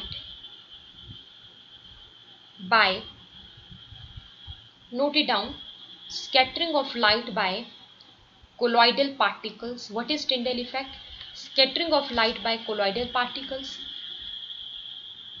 जिसकी वजह से क्या होता है, due to which the path of light beam becomes visible, जिसकी वजह से जो लाइट बीम का जो पाथ है वो विजिबल हो जाएगा। ठीक है, जैसे यहाँ पे आपने देखा path of light becomes visible.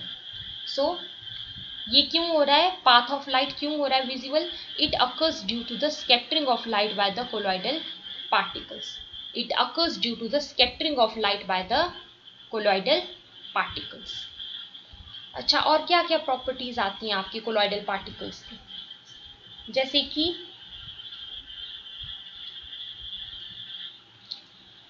Kinetic property में आता है हमारा एक, है ना, काइनेटिक प्रॉपर्टी में हमारा आता है एक मोशन, जो कि आपके सिलेबस में भी टॉपिक है, that is the Brownian motion और ब्राउनियन मूवमेंट, है ना, ब्राउनियन मोशन और ब्राउनियन मूवमेंट।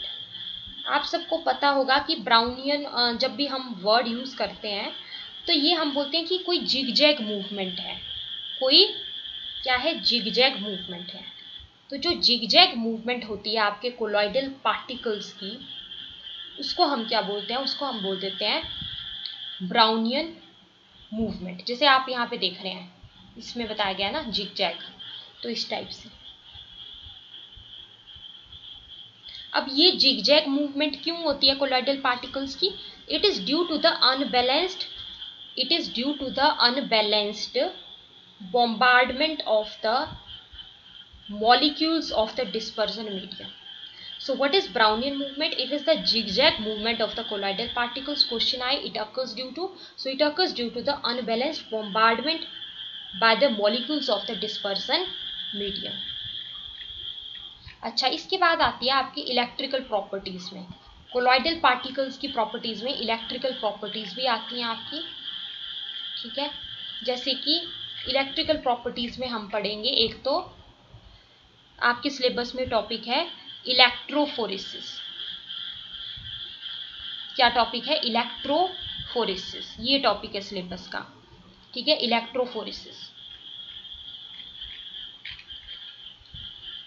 सो इलेक्ट्रोफोरेसिस क्या होता है हमारा? How you can define electrophoresis? Note कर लीजिए एक पॉइंट में इलेक्ट्रोफोरेसिस के बारे में। ये एक इलेक्ट्रिकल प्रॉपर्टी हो गई, है ना। ये जो मैंने ब्राउनियन मूवमेंट बताई, ये एक मैकेनिकल प्रॉपर्टी थी। जो टिंडल इफेक्ट बताया जिसमें वो scattering of light by the colloidal particles था, वो एक ऑप्टिकल प्रॉपर्टी थी हमारे पास। ठीक है, इलेक्ट्रोफोरेसिस हमारे पास क्या है? इलेक्ट्रिकल प्रॉपर्टी है। सो ये क्या होता है? Movement of colloidal particles, movement of colloidal particles towards one of the electrodes on passage of electricity through colloidal solution. देखिए क्या होगा कि जो भी कोलॉइडल पार्टिकल्स है ना, जैसे हमारे पास दो इलेक्ट्रोड्स होते हैं ना, आपको पता है, एक जैसे मान लो एक इलेक्ट्रोड यहाँ पे है, एक इलेक्ट्रोड यहाँ पे है ना, बैटरी जोड़ी हुई है, ये नेगेटिव टर्मिनल, पॉजिटिव टर्मिनल। तो क्या होगा कि एक इलेक्ट्रोड की तरफ क्या होगा, जो कोलॉइडल पार्टिकल्स हैं उनका जो मूवमेंट हो जाएगा, है ना, कब? On passage of electricity through the colloidal solution. यहाँ पे आपको ये कोलॉइडल पार्टिकल्स बताए गए हैं इस यू शेप्ड ट्यूब में। अब आप इलेक्ट्रिसिटी को यहाँ पर पास कर रहे हैं, तो उसके लिए यहाँ पे ये बैटरी का सेटअप है ना, बैटरी का नेगेटिव टर्मिनल और बैटरी का पॉजिटिव टर्मिनल। तो जो मूवमेंट है कोलॉइडल पार्टिकल्स का towards one of the electrodes on passage of the electricity through the colloidal solution, that is called as the electrophoresis. That is the electrophoresis. ठीक है, अब आपके सिलेबस वाइज हम चलेंगे। आपके सिलेबस में पहले टॉपिक था टिंडेल इफेक्ट, जो आपको पढ़ा दिया। अच्छा, सबसे पहले था प्रेपरेशन ऑफ कोलॉइडल सॉल्यूशन, जो आपको पढ़ा दिया गया। उसके बाद था टिंडेल इफेक्ट, ये भी करवा दिया। ठीक है, फिर था ब्राउनियन मूवमेंट, वो भी हो गया। फिर इलेक्ट्रोफोरेसिस भी हो गया। अब आपके सिलेबस में टॉपिक है कोएगुलेशन, तो इसको देख लेते हैं। कोएगुलेशन क्या होता है? Coagulation is defined as the precipitation of the colloids by the removal of the charge associated with the colloidal particles। जो भी चार्ज एसोसिएटेड है ना इनके साथ, कोलॉइडल पार्टिकल्स का जो भी चार्ज है उसको क्या किया जाएगा, उसको रिमूव किया जाएगा। तो जब चार्ज रिमूवल किया जाएगा तो क्या होगा, जो कोलॉइड्स हैं वो क्या कर जाएंगे, आपके प्रेसिपिटेट है ना, प्रेसिपिटेशन हो जाएगी उनकी, पीपीटी बन जाएंगे। सो इसी को बोलते हैं कोएगुलेशन। मेथड्स क्या हो सकते हैं कोएगुलेशन के? एक तो सिंपल आता है,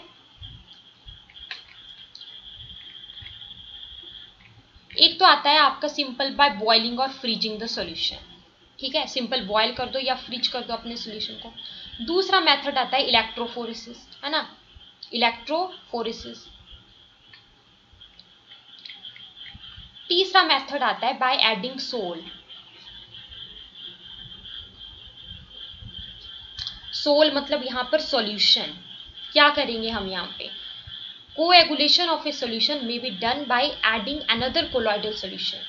मतलब एक आपके पास कोलॉइडल सॉल्यूशन है, उसकी कोएगुलेशन करनी है, तो क्या करेंगे, उसमें कोई दूसरा कोलॉइडल सॉल्यूशन ऐड करेंगे। ठीक है, containing particles which carry charge opposite to the charge of its particles. मतलब जैसे मान लीजिए आपके पास है ना पॉजिटिवली चार्ज्ड कोलॉइडल पार्टिकल्स, है ना, तो जो भी यहाँ पर दूसरा कोलॉइडल सॉल्यूशन ऐड करेंगे ना, उसके केस में जो चार्ज होगा वो पहले वाले जो कोलॉइडल सॉल्यूशन है उससे अपोजिट होगा।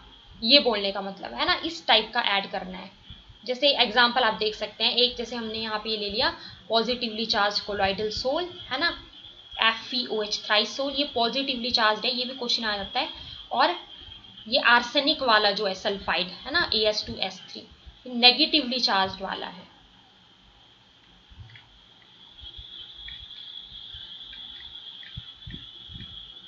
अब आता है एक बहुत इंपॉर्टेंट चीज आपके पास, that is the Hardy Schulze rule. याद रखिएगा इसको, बहुत इंपॉर्टेंट है। Hardy Schulze rule very important. The precipitating power of the ions decreases in the order. जो प्रेसिपिटेटिंग पावर है आयंस की वो इस ऑर्डर में डिक्रीज करेगी। मतलब ये आपका क्या बोलता है, हार्डी-स्क्यूज रूल देखिए आपका क्या बोलता है, it simply states that greater the valency of the ion, greater is the coagulating power. Greater the valency of the ion causing coagulation, greater is the coagulating power. Greater is the coagulating power. Greater the valency of the ion causing coagulation, greater is the coagulating power.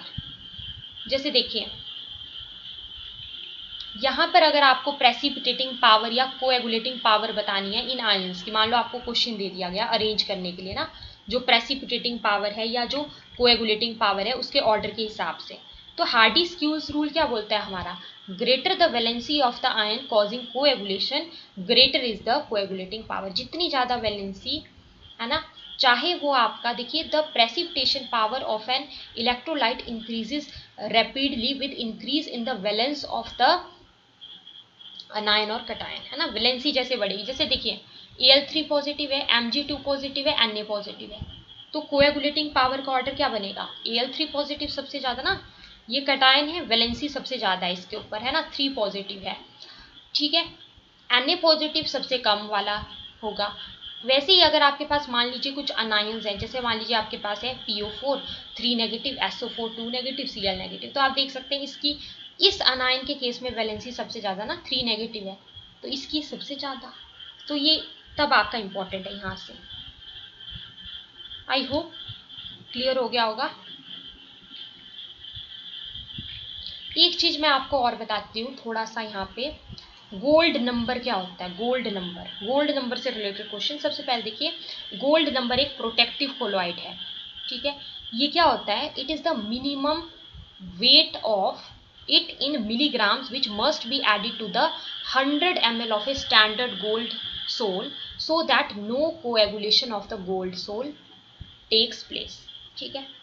तो जो हमारा gold number है वो क्या है, वो है minimum mass of the protective colloid. Minimum mass और minimum weight of the protective colloid किसमें, मिलीग्राम्स में। जो कि आपको किस में ऐड करना पड़ेगा, जो कि आपको ऐड करना पड़ेगा 10 ml standard red gold sol में, ठीक है। So that no coagulation occur, ताकि कोई भी कोएगुलेशन ना हो, ठीक है।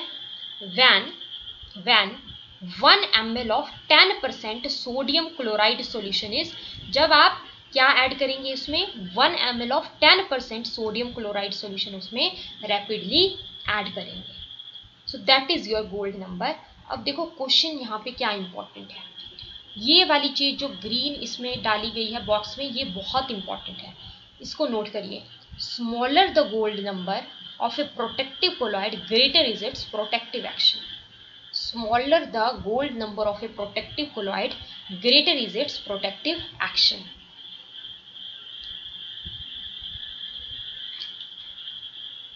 देखो आपके पास ना क्वेश्चन में ऐसे आ सकता है कि प्रोटेक्टिव पावर के अकॉर्डिंग अरेंज करिए, कुछ सोल्स के नाम दे देंगे, उनका गोल्ड नंबर भी दे देंगे, याद नहीं रखना है गोल्ड नंबर दे दिया जाएगा आपको, ठीक है। और पूछ लेंगे उनकी प्रोटेक्टिव पावर का ऑर्डर। तो जिसका गोल्ड नंबर कम उसका प्रोटेक्टिव एक्शन ज्यादा, बस उल्टा होगा, ठीक है। तो मतलब reciprocal values give directly a comparison of the protective action। अब आपके सिलेबस में टॉपिक है इमल्सन्स। 10:30 तक कर लेंगे, कंप्लीट हो जाएगा आपका चैप्टर, ठीक है। फिर ताकि हम नेक्स्ट लेक्चर में जो फिजिकल केमिस्ट्री के जो चैप्टर्स हैं ना, उनके फॉर्मूला कंप्लीट करके थोड़ा न्यूमेरिकल डिस्कशन कर लेंगे। इमल्सन्स आपके क्या होते हैं, अगर आपका लिक्विड के अंदर है ना, तो उसको इमल्सन बोलेंगे। जैसे मैंने आपको बताया, it is a colloidal solution of liquid in liquid, तो ये हमारा क्या कहलाता है, दिस इज अवर इमल्सन, ठीक है। दो टाइप के इमल्सन्स होते हैं, एक इमल्सन हमारा होता है ऑयल इन वाटर, दूसरा हमारा होता है वाटर इन ऑयल, ठीक है। अच्छा अब देखिए, अगर मैंने बताया था डिस्पर्स्ड फेज आप मान लेंगे कि ये सॉल्यूट है, डिस्पर्जन मीडियम आप मान लेंगे ये क्या है, अपना सॉल्वेंट है, ठीक है। अगर मान लीजिए इस कंटेनर के अंदर जो मेरा सॉल्वेंट है वो मेरा क्या है, वो वाटर है, और जो डिस्पर्स फेज है वो ऑयल है। सो ऑयल इन वाटर एक इमल्सन बन गया, एग्जाम्पल क्या है इसमें, मिल्क। वाटर इन ऑयल दोनों लिक्विड है, दोनों क्या है, लिक्विड है, एक इमल्सन बन गया। एग्जाम्पल क्या है इसमें, कोड लिवर ऑयल, ठीक है। तो ये एग्जाम्पल हो गई। सिलेबस में टॉपिक है एक तो टाइप्स ऑफ इमल्सन्स, ये बता दिया, और उसके बाद सिलेबस में टॉपिक है प्रेपरेशन ऑफ इमल्सन्स, प्रेपरेशन। तो देखिए क्या करते हैं, सब्सटेंसेस लाइक सोप्स और detergents which help in making the emulsion stable are called as the emulsifiers। अच्छा, इमल्सीफाइंग एजेंट हम किसको कहेंगे, या इमल्सीफायर हम किसको कहेंगे, ऐसे सब्सटेंसेस जैसे कि जो हमारे सोप्स होते हैं या जो हमारे डिटर्जेंट्स होते हैं, जो कि आपके हेल्प करते हैं आपके इमल्सन्स को स्टेबल बनाने के लिए, उनको हम इमल्सीफायर्स या इमल्सीफाइंग एजेंट्स बोल देते हैं, ठीक है। अच्छा, तो मतलब आपका इमल्सन कैसे तैयार होता है, देखिए, एक तो इमल्सीफाइंग एजेंट उसमें डालेंगे जो कि आपका क्या हो सकता है, सोप या डिटर्जेंट हो सकता है, दूसरा उसमें डिस्पर्स फेज होगा, और क्या होगा, डिस्पर्जन मीडियम होगा, ठीक है। जो डिस्पर्स फेज यहाँ पर होगा which is analogous to the solute, उसको क्या करेंगे, that should be added slowly, that should be added slowly. Clear? तो ये आपको याद रखना है। उसके बाद नेक्स्ट आता है हमारा दैट इज डीमल्सिफिकेशन। डी का मतलब क्या होता है, किसी चीज को आप ब्रेक कर रहे हैं, है ना। So the process of breaking an emulsion to yield the constituent liquid, तो उसको हम बोलेंगे डीमल्सिफिकेशन बोल देंगे।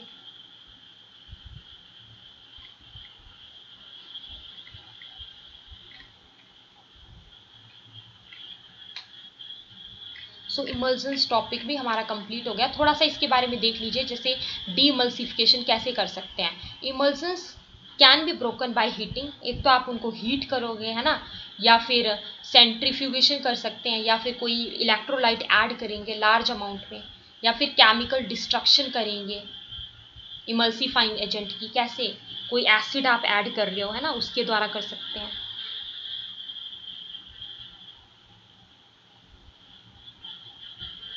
सो हमारा कंप्लीट हो चुका है ये। In this way we have successfully completed the chapter। थोड़ा सा अब MCQ डिस्कशन कर लेते हैं। एक और चीज़ मैंने आपको नहीं बताई, क्योंकि वो ना आपके सिलेबस में स्पेसिफिकली मेंशन्ड नहीं है, बट इम्पॉर्टेंट है वो, क्योंकि एडजॉर्प्शन वाला टॉपिक तो मेंशन्ड है ना, तो उसको भी मैं आपको बता देती हूँ। कुछ एग्जाम्पल्स होते हैं, जैसे कि पॉजिटिवली चार्ज्ड सोल के एग्जाम्पल, नेगेटिवली चार्ज्ड सोल के एग्जाम्पल। तो इस चार्ट का आप स्क्रीनशॉट ले लीजिए, एक बार इसको नज़र मार लेना। जैसे कई बार क्वेश्चन आ जाता है which of the following is an example of positively charged sol, या which is the example of negatively charged sol, है ना, उस पॉइंट ऑफ व्यू से। तो जैसे जो हमारे हाइड्रेटेड जो मेटालिक ऑक्साइड्स होते हैं ना, हाइड्रेटेड मतलब यहाँ पर वाटर भी साथ में है, जैसे कि Al2O3 हो गया हमारा .XH2O, तो ये हाइड्रेटेड मेटालिक ऑक्साइड है। CrO3.XH2O, ये भी हाइड्रेटेड फॉर्म में है। Fe2O3.XH2O, तो ये हमारे पॉजिटिवली चार्ज सोल के एग्जाम्पल है। नेगेटिवली चार्ज सोल में हमारे जैसे मेटल्स हो गए, है ना, मेटल के जो सोल्स हो गए, जैसे कॉपर सोल, सिल्वर सोल, है ना, गोल्ड सोल, ये आ जाते हैं इसमें हमारे। जैसे मेटालिक सल्फाइड्स, अभी मैंने आपको बताया था थोड़ी देर पहले, ये वाले हमारे जैसे आर्सेनिक वाले हो गए ना, आर्सेनिक के सल्फाइड वाले हो गए AS2S3, या फिर एंटीमनी वाले ये वाले Sb2S3, है ना, कैडमियम सल्फाइड सोल्स हो गए। तो ये हमारे नेगेटिवली चार्ज सोल्स में एग्जाम्पल्स आ जाते हैं, नेगेटिवली चार्ज सोल्स में एग्जाम्पल्स। तो ये एक बार आप इसको देख लेंगे। एंड इसके अलावा एक और चीज, फ्रेंडलिच एडजॉर्प्शन आइसोथर्म, ये भी एज सच सिलेबस में मतलब बाय नेम नहीं लिखा है, बट इम्पॉर्टेंट है, क्योंकि एडजॉर्प्शन टॉपिक तो लिखा है ना। कई बार सिलेबस में सब टॉपिक्स मेंशन्ड नहीं होते हैं, तो उसके अंदर के सब टॉपिक्स तो हमें देखना पड़ेंगे खुद से। So very important, Freundlich adsorption isotherm. बाकी ये सब कुछ हमने कर लिया। देखो जो भी सिलेबस के पॉइंट थे, होमोजेनस, हेट्रोजेनस, कैटालिसिस, ऐसे वन शॉट में हम बाकी चैप्टर्स को भी कवर कर लेंगे। सो फ्रेंडलिच एडजॉर्प्शन आइसोथर्म,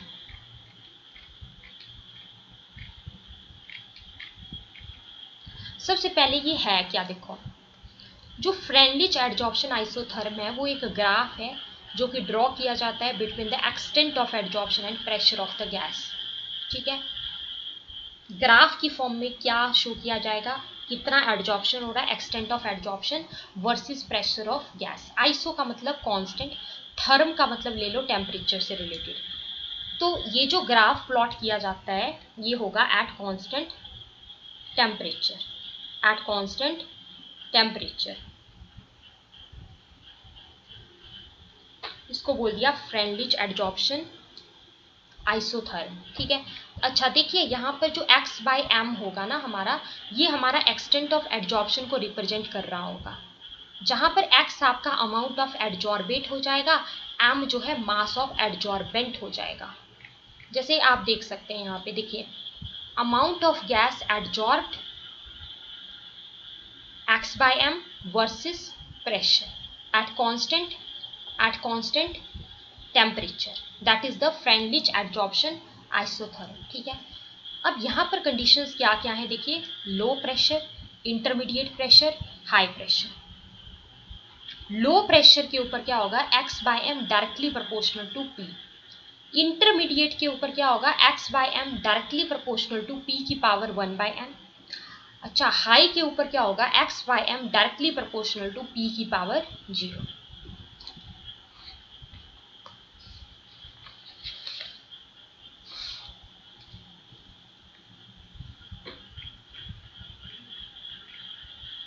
अब देखिए, लो प्रेशर के ऊपर ये जो ग्राफ होता है that is almost a straight line. आप देख पा रहे हैं, लो प्रेशर के ऊपर ये जो ग्राफ है that is almost a straight line. Question बन गया यहाँ पे। ठीक है, x by M directly proportional to p था, तो प्रोपोर्शनलिटी के साइन को रिमूव करेंगे, k क्या आ जाएगा यहाँ पर, कांस्टेंट। k क्या आ जाएगा, कांस्टेंट। ये जो PS यहाँ पर शो किया गया है, ये सैचुरेशन प्रेशर जो है शो किया गया है।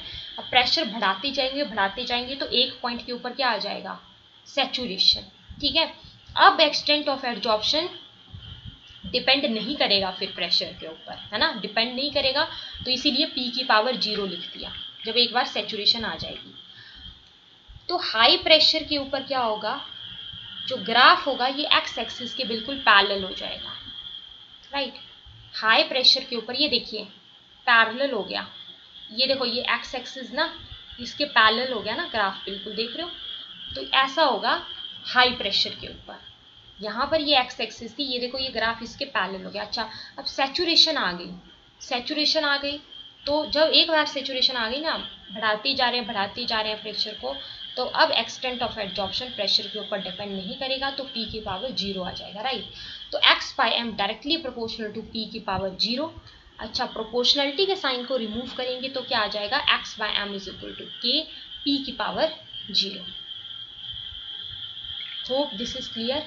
इंटरमीडिएट प्रेशर के ऊपर क्या होगा, x by M directly proportional to P raise to power 1 by n, जो अभी आपको बताया। यहाँ पर ये जो n है ये क्या है अपना, ये एक इंटीजर है,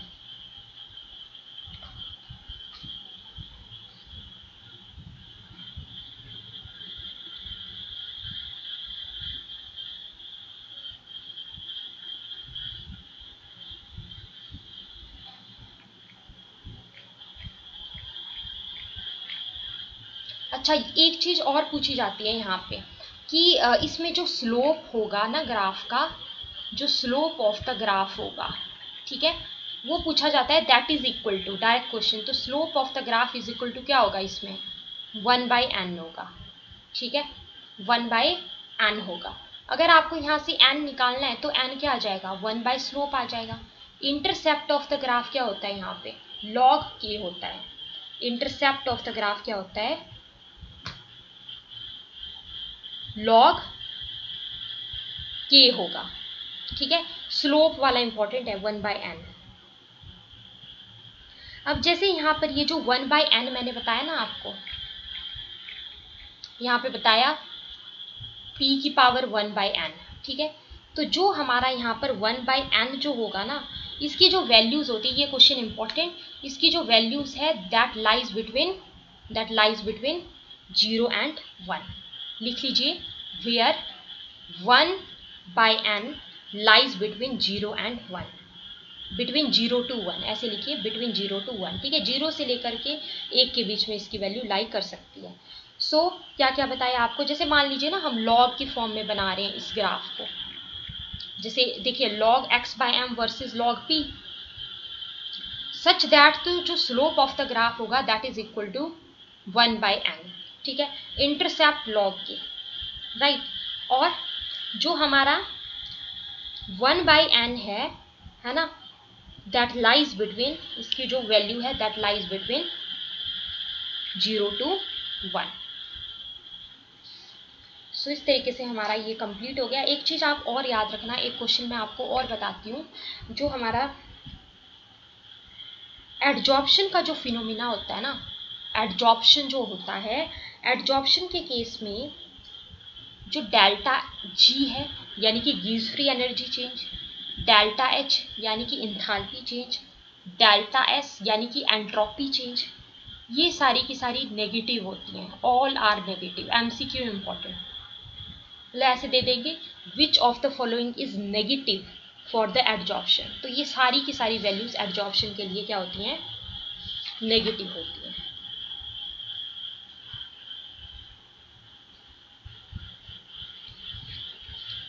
एडजॉर्प्शन के लिए ये सारी वैल्यूज क्या होती हैं, हमारी नेगेटिव होती हैं।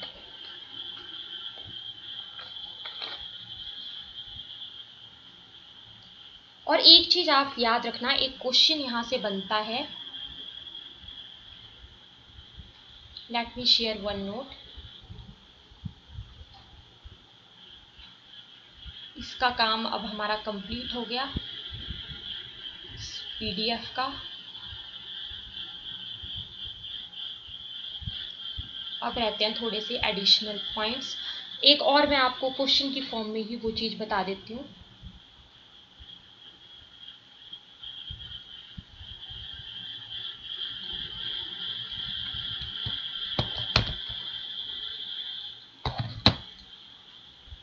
जैसे एक क्वेश्चन है एनसीईआरटी एग्जाम्पलर में से ही, एनसीईआरटी फिंगर टिप का, in Freundlich adsorption isotherm, in Freundlich adsorption isotherm, इसको कंप्लीट आप लिख लेना, मैं शॉर्ट में। In Freundlich adsorption isotherm equation x by m is equal to kp 1 by n, the value of n is, the value of small n is, ठीक है। Always options हैं, always greater than 1, always greater than 1, या फिर always smaller, या फिर always equal to 1, always equal to 1, ठीक है, ये है। तो इसका जो राइट आंसर होगा, ये क्वेश्चन की फॉर्म में इसीलिए बताया क्योंकि पता लग जाएगा कि क्वेश्चन ऐसे आ सकता है, ठीक है। तो that is always greater than 1, that is always greater than 1, remember. In Freundlich adsorption isotherm the value of n is always greater than 1, जो n की जो वैल्यू है, स्मॉल n की जो वैल्यू है, ठीक है। तो इस तरीके से हमारा ये जो चैप्टर है ये कंप्लीट हो चुका है। So I will share you MCQ based on it. अब जैसे ये पढ़ा है तो इसके बाद आप अगर तुरंत एमसीक्यू सॉल्व करेंगे तो आपको बेनिफिशियल रहेगा, ठीक है। तो आप एमसीक्यू एक बार उनको सॉल्व करना, and tomorrow we will do next chapter. Okay then, bye.